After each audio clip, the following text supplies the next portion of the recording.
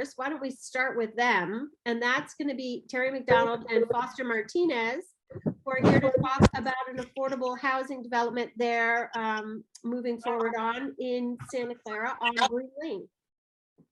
Well, thank you for the opportunity to present to you. And it's a delight to be doing something on Zoom again where I get to see everybody. But I would like it sometime in the future, hopefully soon, to be in person. Because there tends to be a lot more connectivity with that. But nevertheless, this is great. So St. Vincent de Paul was a happy recipient of a lot on and a house at 101 Green Lane a number of years ago. And it was a part of the property that was bought by LTD for their site out on River Road in Santa Clara and Hunsaker. They did not need this parcel that had a house on it. So they looked out for a use for that property. And they said, why shouldn't we find a way to develop this property at 101 Green Lane with a 4-bedroom house on it into affordable housing for veterans? So they offered it St. Paul because St. Paul has a homeless veteran program. We took it and said we will try to find that property for the benefit of veterans. We ran it for a number of years, but the problem we had with it was the house was in somewhat disrepair. And unfortunately, one of the tenants had a fire in that property. And it got to the point where it was not really salvageable as a house anymore. But it was, fortunately, an R2 zone property, which means medium density. So for us, we looked at this as an opportunity. Foster, who is my director of services for veterans, said early on, he said, we need to find more places for homeless veterans. And it would be fine. It would be wonderful if we could find some more spaces where we could do small unit apartments. And I said, well, there's a property at 101 Green Lane where we really need to figure out what we're going to do with that property because it's not usable as a house anymore. Couldn't we find a way to demolish that house, redevelop it as a 10-unit veteran housing project, which is exactly what we're proposing to you today. So we know that the demand for housing for veterans is very high. We know that Foster in his program, which deals with literally hundreds of homeless veterans throughout Lane County every year, is looking for ways to find homeless housing for those veterans, and especially service-enriched housing. So we know that there's one thing about housing is that especially with people with multiple barriers to housing is that you have to have case management and services. So by having an enclave of 10 units on one site gives him the ability to create a really robust social service program as well as affordable housing for these veterans.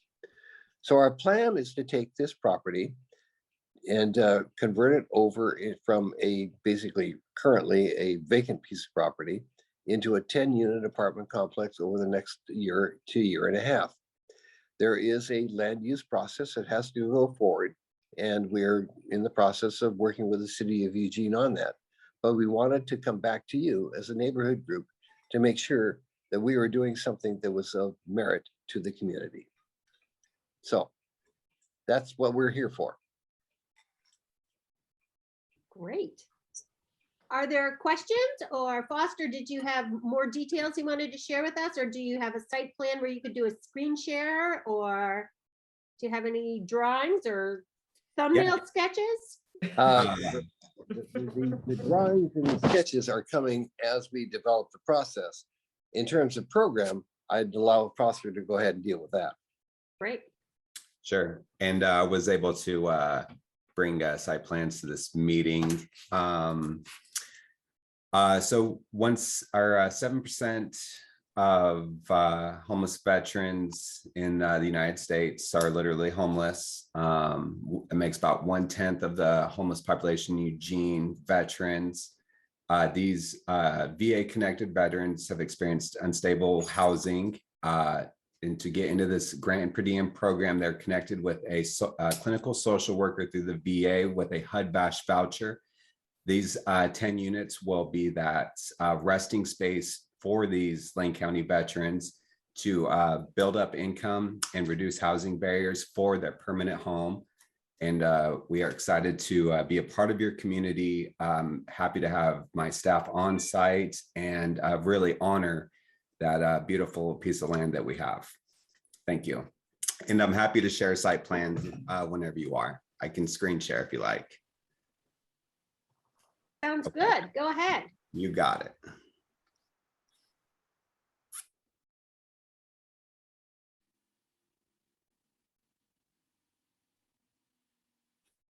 All right, and here is the site plans. At the bottom is Green Lane, and you're going to see a single entry with parking spots. These 3 buildings, the small one on the top right is going to be our case management office with laundry room and bicycle racks. And then we're going to have 2 garden style buildings, 5 units each. And it's going to have an entry in the front and an entry in the back. We've learned through the VA, the trauma-informed services, and to really create a home and a sanctuary for veterans. And in the middle, we intend to implement some community gardening or veteran yoga, be able to bring providers on site. And ultimately what this will do, it's going to reduce exposure. The VA implemented all the programs across the nation to reduce its congregate living for unstably housed veterans. So as you'll see, each veteran will have their own unit, and yeah, all the trees on site will stay. And yeah, excited to move forward. Happy to take questions. Yes, Mr. Jerry.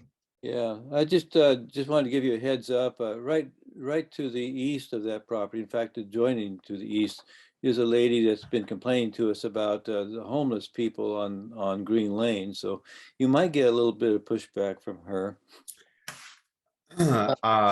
Yes, I have worked with a few property owners near there, and I wouldn't be surprised if I know this person you're mentioning.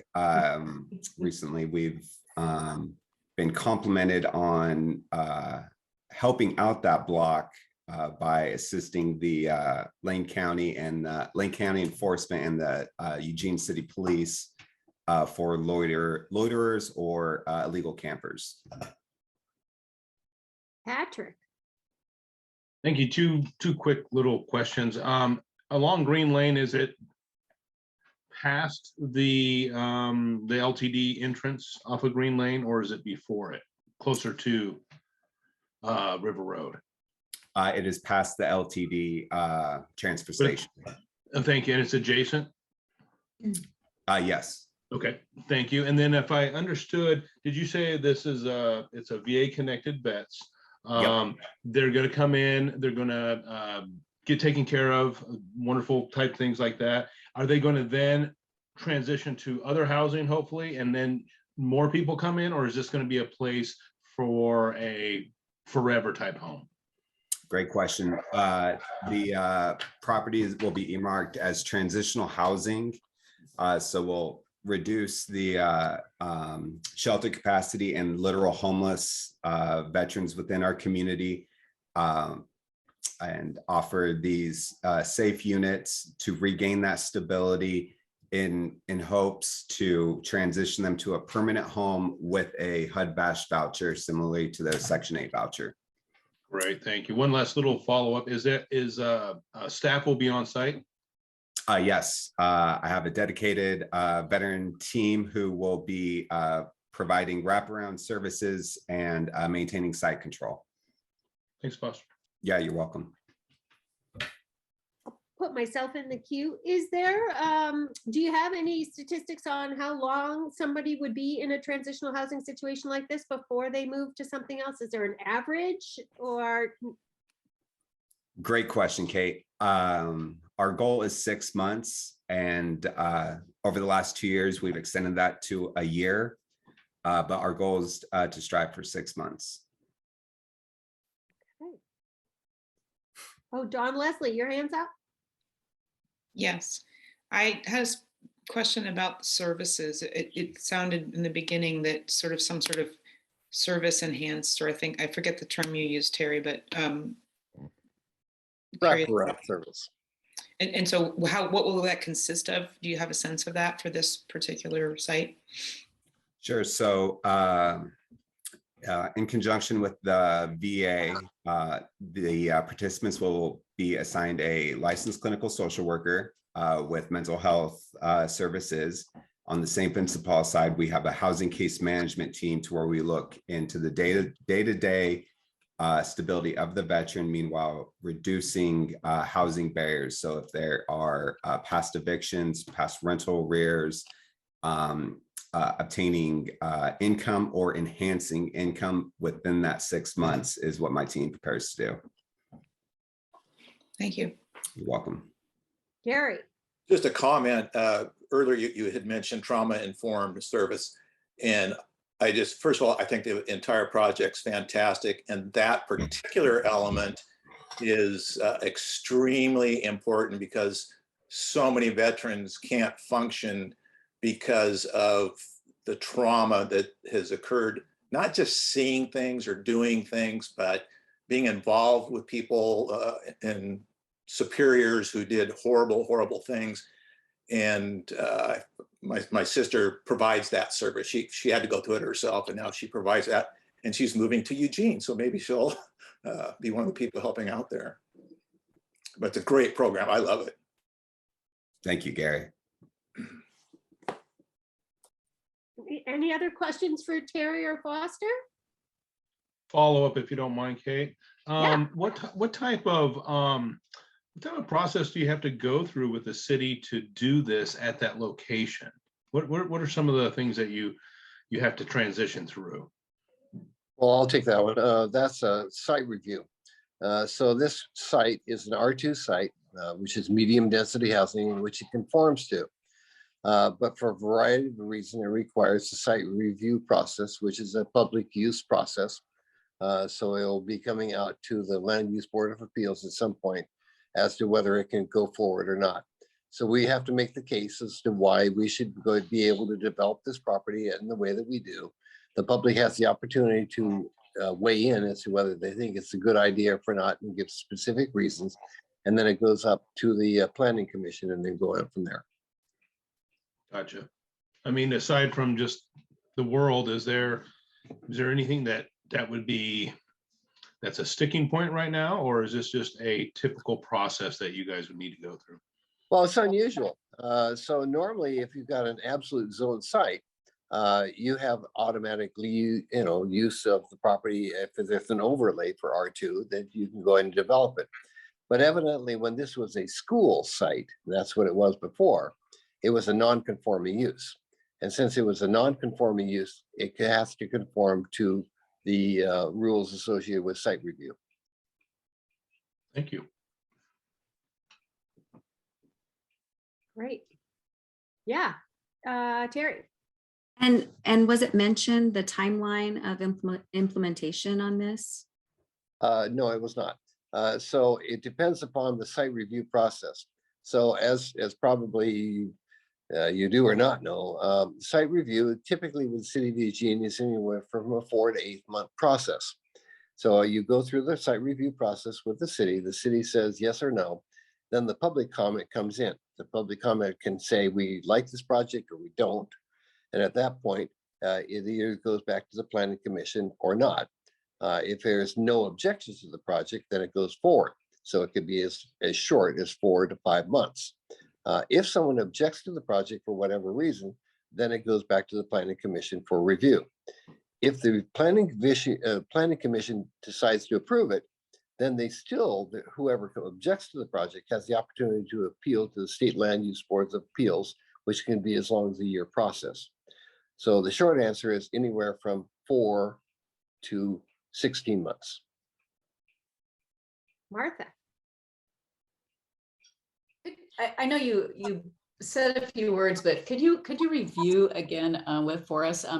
How are who's eligible to occupy these units, and what sort of screening process do they go through before they can move there, please?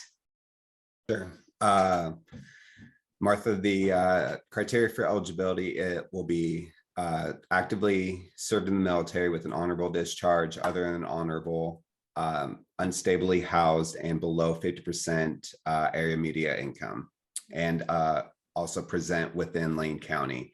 From there, the licensed clinical social worker at the downtown VA office will screen that veteran household for services, and if housing is a part of their treatment plan, they are then referred to the GPD program, and where this housing units will be there for them for the 6 to 12 months to obtain their forever home.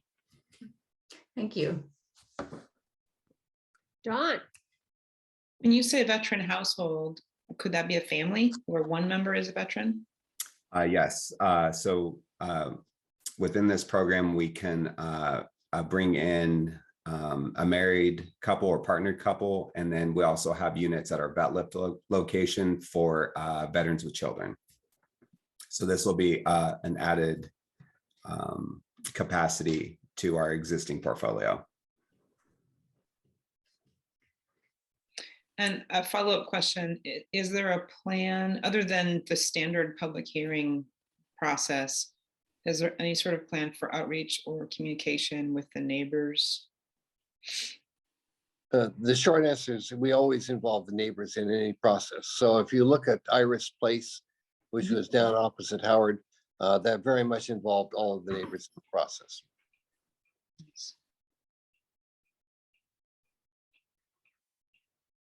great. Any other questions? Well, thank you so much for coming. We'll be sure if something else comes up to send you an email. And as soon as you have other information you want to share with us, we're happy to hear it. Well, here's the good news. We'll be back to annoy you. Okay. When are you going to submit, real quick, when are you going to submit your application? Or has it been submitted? It has not been submitted yet. Sorry. Submitted. We've lost your audio, Terry. Oh, now have you got me? Yeah. Yeah. Okay. So no, it has not been submitted yet, probably in the next month or month and a half. Thank you. All Okay. right. Cool And- project. Yeah. Thank you all. Okay. Thank you. Thanks for coming. A pleasure. Thank you.